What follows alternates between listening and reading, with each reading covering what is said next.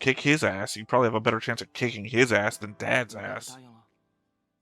Hey everybody, welcome back to another Stoneface Reactions. I'm Theta, and we are back with another episode of Link Click. We are going into episode 5.5, not episode 6 yet, but we've got notes about episode 5, and we also have a board. And with the board comes the board change log. I marked Lu Hongbin, Lu Meng, the mom, and Lele as dead. Added Chang's father, Chang's mother, Lu's mother. I guess obviously I've also marked. Sorry, I just realized I said Chang and Chang. I added Chen's father, and then I added Chang's mother, and then Lu's mother. And by Lu, I mean Lu Hongbin, who is also dead. Sorry, there's a lot to go over when it comes to the earthquake that I'm not going. I guess I'm bringing it up now. The element that there was a real life story about a mother found dead, cradling their child, and a reporter type father who came back and discovered them after the actual real life earthquake.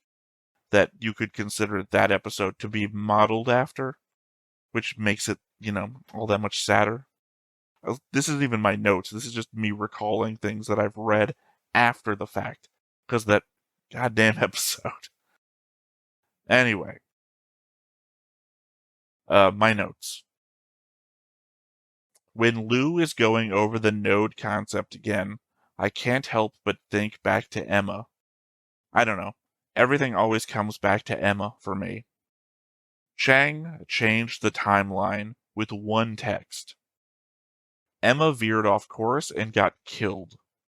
But as I mentioned before, we never saw the killer's eyes. They hid them from us for some reason.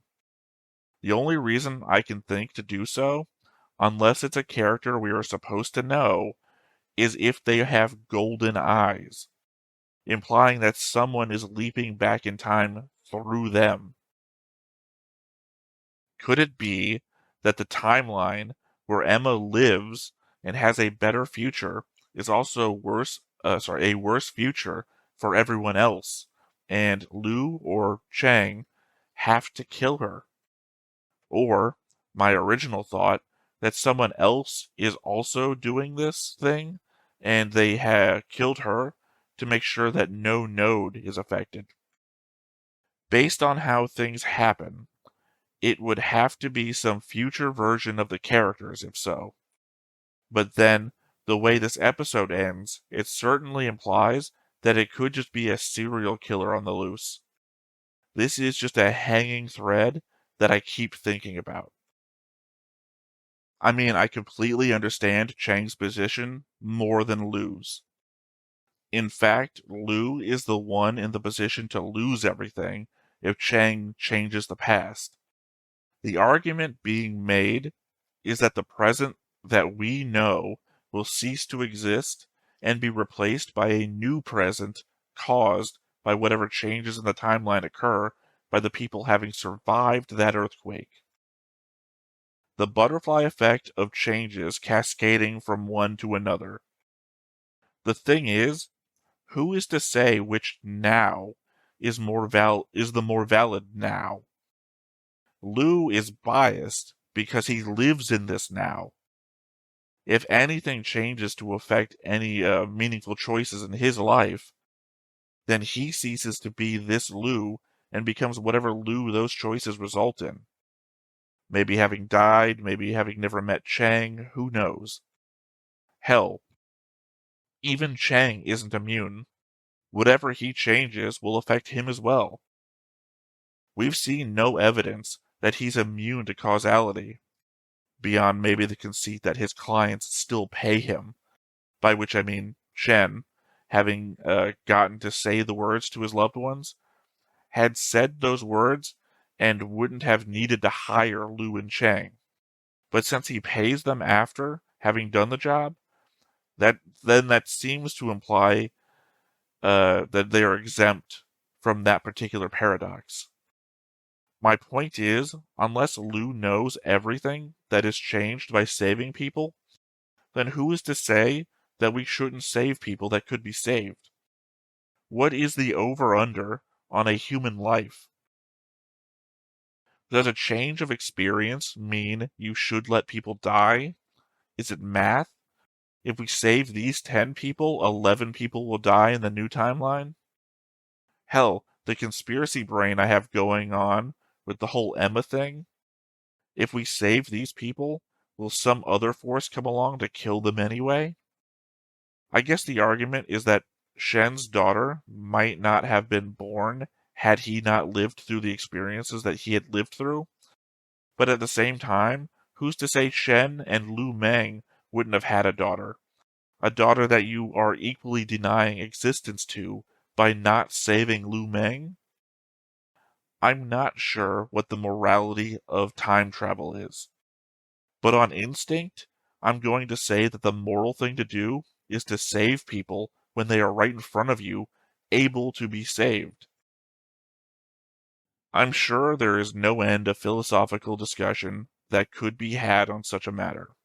But thinking in the moment, that's what feels right to me if I was in Chang's place. Lou's argument that panic could make things worse is just another possibility, a what if, in a scenario that we already know is going to turn out to be horrible. I keep swaying back and forth on this whole Lou is a good guy, Lou is evil thing. Lou took this job knowing the psychological effect it would have on Chang to relive such an event. Then, when Chang is in the middle of a breakdown, wanting to save people, Lou just lies to him about saving Chang's mom. I at least appreciate the punch and hug at the end, a good non-verbal back and forth. And we're already here at my last note, which is sort of an apology. I'm sorry for the lack of notes on this one. As I said before, shit just hits harder when you aren't live and recording, and I fucking bawled watching this alone. Makes it hard to think about stuff when you're getting emotional. Obviously, I read this note with a whole lack of emotionality, but I'm recalling back to the snot-filled, teary red eye that I was just reliving the moments, rewatching the episode to take notes. So, yeah. Rogue Knight says that this episode is going to be a rinse out. Well, I can't remember. It's going to be something to get us past the emotionality that is the last 3 episodes. So here's hoping. That said, though, I think that's everything we've got here. So let's go ahead and hop on in and see what episode 5.5 is about. But before we get started, make sure that you hit the like button, hit that subscribe button, comment down below to feed that algorithm. On top of all that, if you want to watch more shows like this, unfiltered, uncensored, and uncut, as well as some early access stuff, you can check it out over on the Patreon. It's just $5 a month, but hey, no pressure. There's zero pressure in order to do that. It's just a little bit of extra support, and it would be greatly appreciated.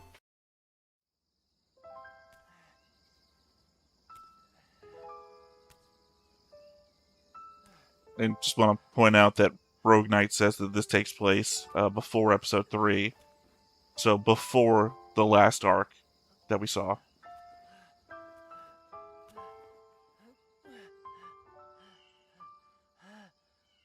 People 经常会探讨一个问题，关于爱情最难的是什么？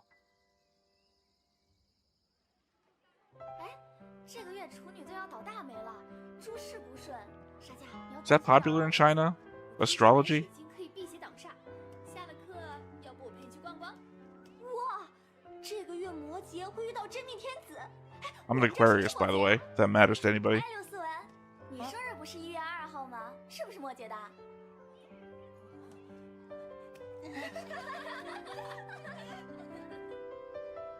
Lu Swen. 有人说，最难邂逅一段命中注定的缘分。 Talking about love, but he looks like he's going to be a monk or a fighter.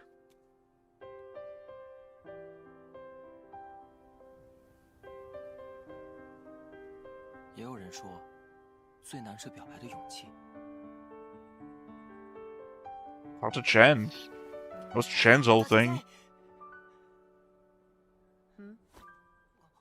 我终于来。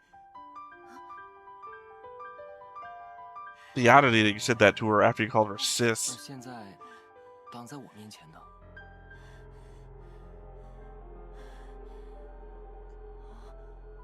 却是一道令人意想不到的难题。 Palate cleanser. That's the word Rognite used. Sorry, I just remembered. Not searching for an unusual subject. I never read those fast enough. So yeah, apologies for having to use the old overlay, but I guess for some reason the special subtitles I had on this one are in a weird layout, and my options in the moment were either take it to a subtitle editor, which I could do really quickly because I do edit subtitles for Legend of the Galactic Heroes and sorry, I'm blanking all of a sudden. Voltace 5. I edit those subtitles myself to make them more viable for the overlay. But I thought the better thing to do would be to use the old overlay because it would have been faster. To say a weird thing that might be negative to the show, but it's actually negative to a lot of shows. I'm not a big fan of the characters dancing in the OP or the ending. Like the same thing for the first Jujutsu Kaisen ending, where Gojo just walks out doing a weird dance. It's like not my thing.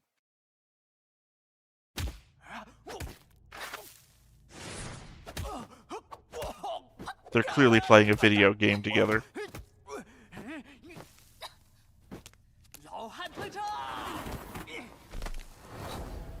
I get the idea that this episode is going to be about fighting, but this is not the actual fighting that they're doing. See? 网络延迟太高，破手机 CPU 太慢，新版本平衡做太差。 I will admit I thought that was Lu Swen, though, not him playing a game. 啊，郑点 As in to say, I thought that was Lu Swen playing a game. 白干一回的。小儿科。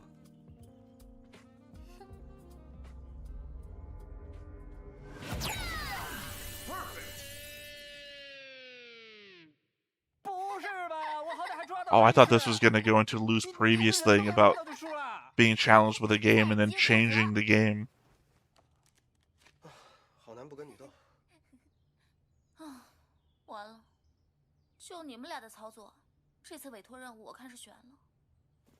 什么内容啊？说来听听。好像还挺刺激的。这次的委托人爱上了一个武学世家的千金，并多次向他求爱。但女方父亲是个绝世高手，只有他认可的人才有资格成为他的女婿。 Can't take my daughter's hand until you kick my 他们 ass. 祖上也从未接纳过一个门外汉。 How do you not accept an outsider into the family before? That implies you've been keeping it in the family.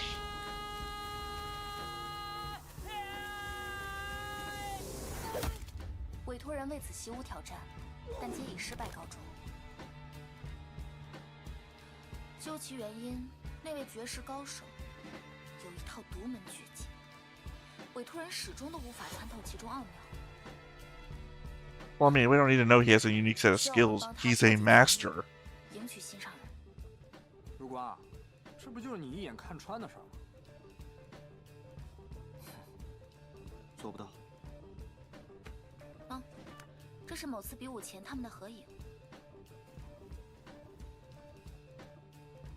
嚯，看样子是两情相悦，棒打鸳鸯呀。对了，留给他的机会可能不多了。 I mean, this feels like it's like a side episode of Kenichi Mightiest Disciple.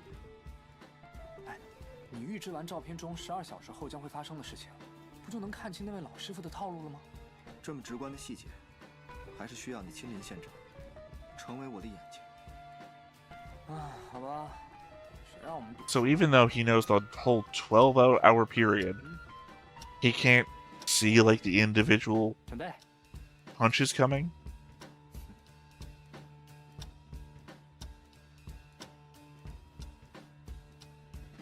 出发。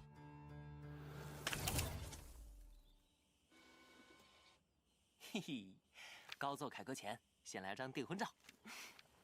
别品了，以我爸的倔脾气，绝不会放过你的。 And to think, this is what happens 已经习得了 before 你呀， episode 想 3. 好吧？你哪一次不是夸下海口，却又无功而返？ Then we go from 还记得 Emma 你第一次登门 to 时 the 的 restaurant ingredients to this.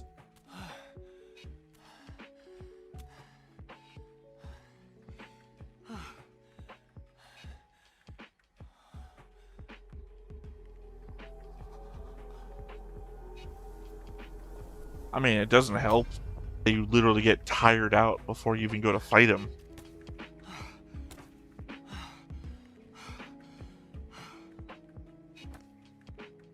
I mean, legit, sit on the last step for a while. 而且还是个刚正不阿，比你小很多，传出去多丢人。 How does no outsider step in your family? They've been having kids that just fuck each other like. 哎呦我的天哪，你还笑，害臊不害臊啊？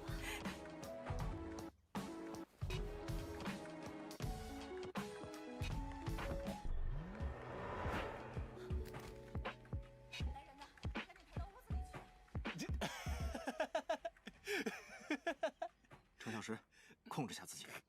哎，我尽量，我尽量。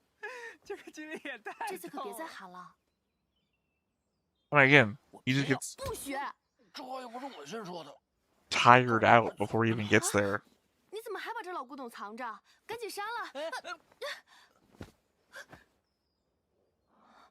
嘿，你脸红的样子真好看。弱智，不许删加台词。思文，嗯，有件事，我想还是得告诉你。师哥他，也向父亲提亲了。 Kick his ass. You probably have a better chance of kicking his ass than Dad's 答 ass. 应了。就算答应了，我也不会同意的。好了，再不回去，爸妈要着急了。那等会儿山顶见了，加油！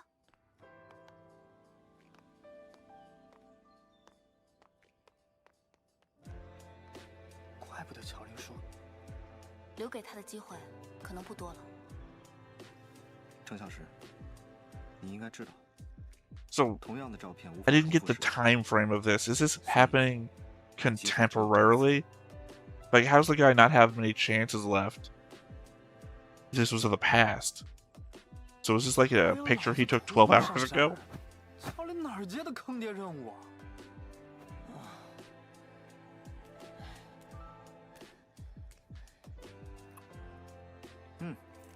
Okay, that's like the most suggestive way you could eat a popsicle. No, not the most suggestive. 你呀，落井下石。为什么最苦的永远是我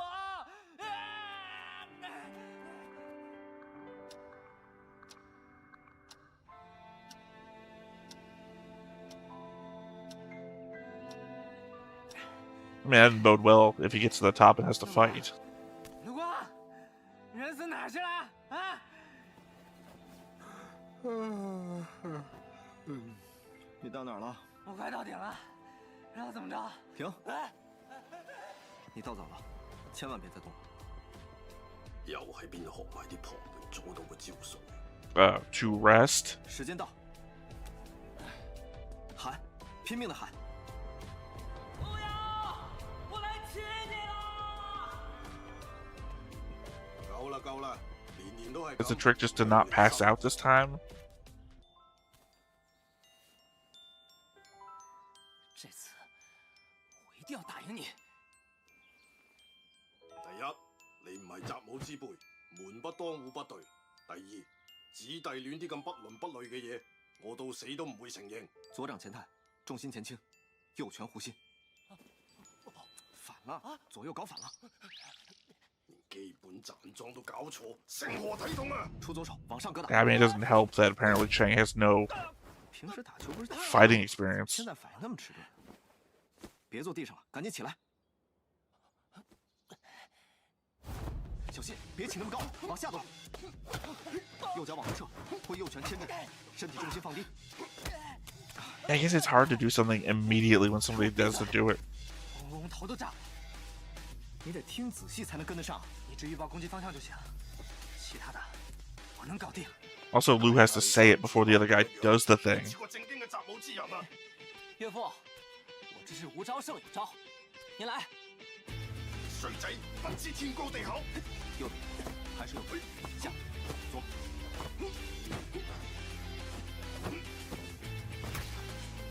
Hey, you'd think there'd be a big old lag between when one guy says a thing and your ability to then do the thing. 你别玩太过了，该挨打还是得挨打。出运气，声东击西，猴子出逃。 You just grab him by the nuts? Oh, he tried to. Okay. 刚才发生了什么？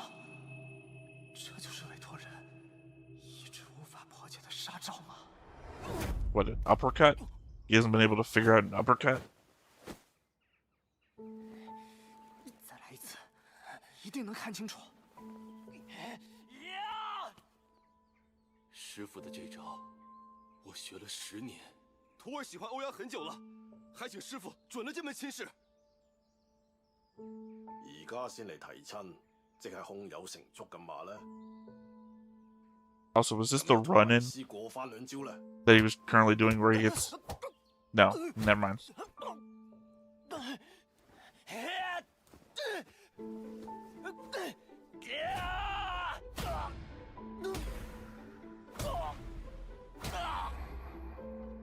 So they're both going at it as hard as they possibly can. 不行了，根本看不清他的全路，浑身上下痛得要死，意识也慢慢变得模糊，手已经没了知觉，是不是就到此为止了？还没有结束。什么？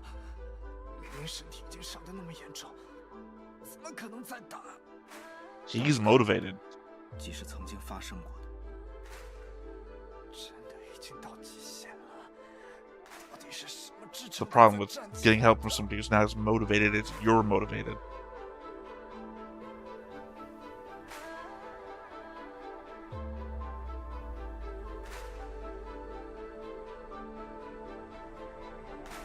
What does that say?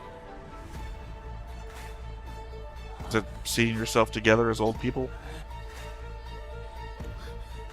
不要再打了，爸，别打了，我这辈子都不嫁人了，还不行吗？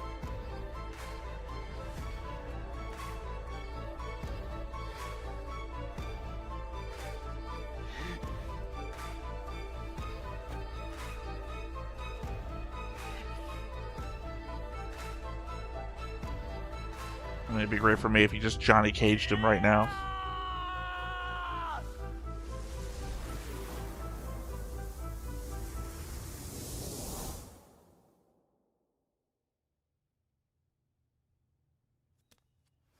怎么样？记住他的全路了吗？ Can we send her back? Just show that she was good at fighting 太复杂 games. 给忘了吧？直到最后，我们也没看清，太快了。是吗？算了，本来也就是助人为乐嘛。做不到也别勉强了。小林，这个委托你从哪儿接来的？我说过，无我论上个月路过一家拳馆，一直有流传说 Why is stuff 最近 always 几个 being 月 hidden 最烈 from 的会 Chang? 发生，所以我就想着学学防身，然后就认识了。姑娘，想学啥？这家拳馆的老板。 Okay, it was a long time ago. I'm gonna have to take screenshots to see what that said, obviously. 有兴趣先来做，学归学，聊归聊啊。他为了能堂堂正正迎娶自己心爱的人，年复一年，就是不肯放弃。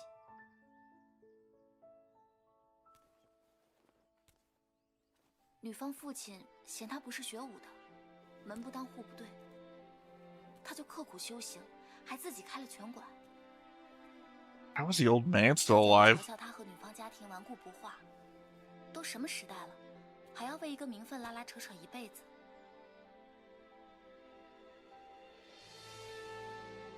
I mean, eventually he would just lose to time, right?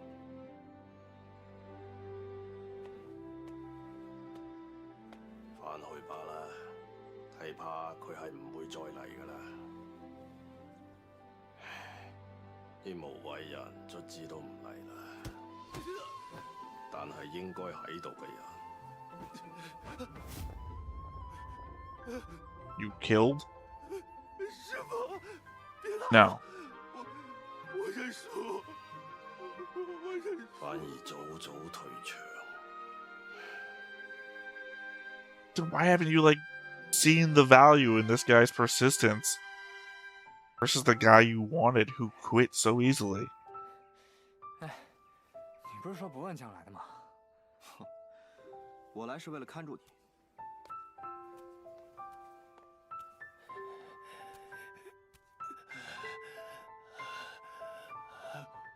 欧阳，我来娶你了。自从我下定决心， I guess the sad part that exists here is the element of how much time is wasted that they could have lived together. 但没想到习武之人如此硬朗，我打也打不赢，熬也熬不过。况且 You could outlive him, 那么多级楼 so that the man's a fucking immortal. 你们在一起这么久了，为什么非要得到他父亲的认可？我坚持，是因为我答应过欧阳要娶她，就一定要做到。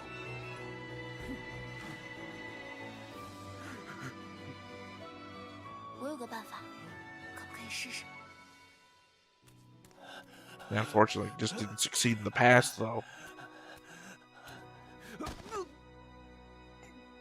思文，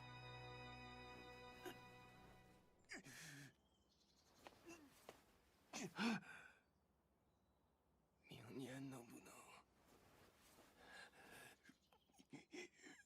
下山再打？ The Joe is just thinking that. 係我輸咗。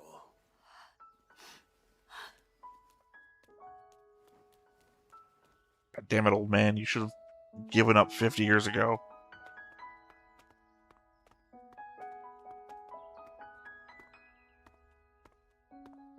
为什么直到如今才肯放手？ Exactly. 我個孫都出國打比賽啦，做老豆嘅連阿公都打唔贏，你嗌我點認可佢啊？人们经常会探讨一个问题：这次可别再喊了。关于爱情，最难的是什么？先说的，这么做还存着呢。我会 Not 说 giving up, I guess. Is the point? 过了太久还没懂，那时该做什么？一切就因此会变了吗？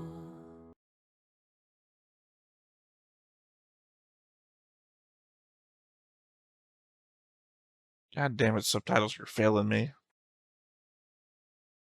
Do know that I will be coming back having screenshotted all of these.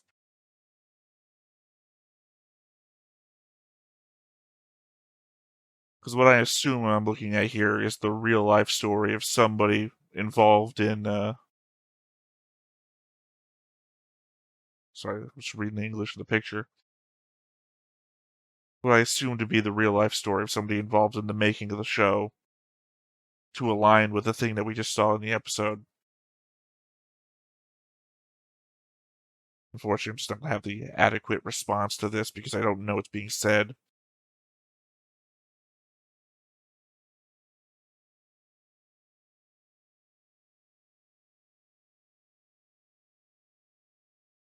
So, I mean, the implication, it feels like, is that they're trying to say that love is something you just don't give up on. But at the same time, that guy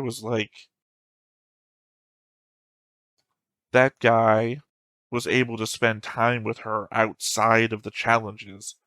I think the implication was that they did have a kid together, even though they just didn't get married. That grandkid is doing better than the father was at fighting.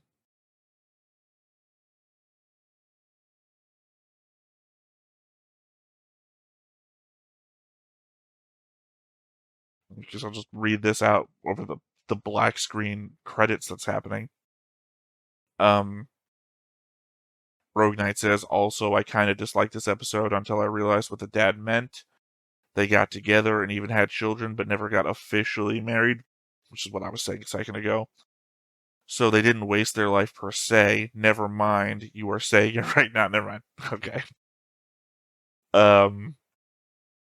Yeah, I mean, there is a level of that they could have spent more of their life together, and that was actually being denied to them by.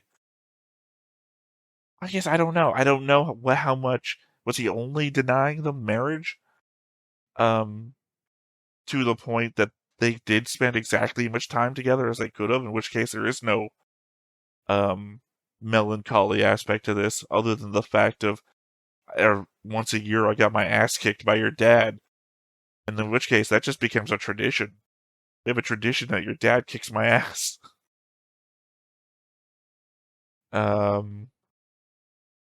Sorry, now looking at the screenshots that apparently Rogue Knight has sent on Discord, which is, I guess, what I'm going to have to use in the edit of the episode. Zhao, I failed. I'm sorry. Let's get married and grow old together. I mean, technically they do. They just didn't grow old together married. They just grew old together. Which I guess that's the melancholy aspect of the episode, that he did not fulfill his promise because they didn't get married and grow old together. They just grew old together. I guess at the same point, is he not like living with her? Are they like living separately and raising a grandkid? Or sorry, raising a kid? Because does China not have common law marriage? I mean, I assume maybe they don't. Because, common law is a European thing, I guess. And maybe that doesn't translate to other cultures. I don't know. I wouldn't say, Rogue, that maybe this isn't a palate cleanser because I'm still thinking about. Well, see, the two things about the show. I'm still thinking about Emma, obviously, as per my notes. But I'm still thinking, obviously, about episode 5. And this episode, I feel like there's going to be this thing in every episode that we watch, where there's a melancholy, and it's the word I've been choosing to use today. There's a melancholy aspect to what might have been in the concept of the show itself, right? Everything and everyone is trying to get past a what might have been.